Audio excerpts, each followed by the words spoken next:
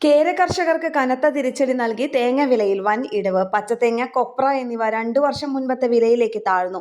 US-ഇറാൻ യുദ്ധം വൻ ലാഭം ലക്ഷ്യമിട്ട് തമിഴ്നാട്ടിലെ ചില വൻകിട വ്യാപാരികൾ നടത്തുന്ന അവധി വ്യാപാരം, തേങ്ങയുടെയും മൂല്യവർദ്ധിത ഉൽപ്പന്നങ്ങളുടെയും കയറ്റുമതി നിലച്ചത് എന്നിവയാണ് വിലയിടിവിന് കാരണമായി ചില വ്യാപാരികൾ പറയുന്നത്. ഇന്നലെ വടകര മാർക്കറ്റിൽ പച്ചത്തേങ്ങയുടെ വില ക്വിന്റലിന് 4600 രൂപയും കൊപ്ര ക്വിന്റലിന് 15000 രൂപയുമാണ്.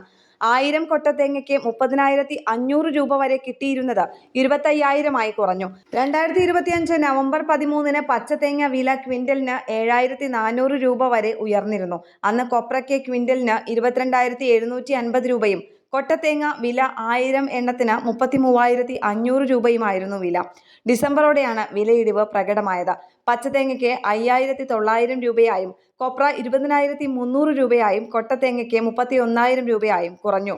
2026 ജനുവരിയിൽ പച്ചത്തേങ്ങ വില 5,850 രൂപയിൽ പിടിച്ചുനിന്നു.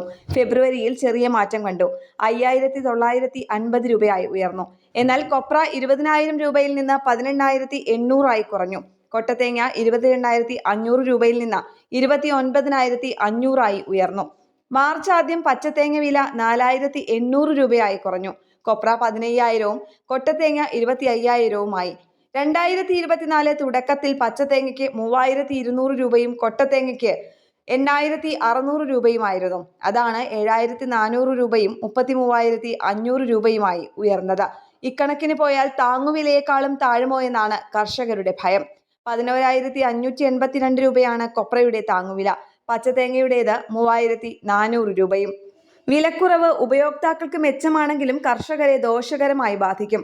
ഇത് കർഷകരെ പ്രതിസന്ധിയിലാക്കുന്നു. ന്യൂസ് ഡെസ്ക് കേരള പ്രണാമം.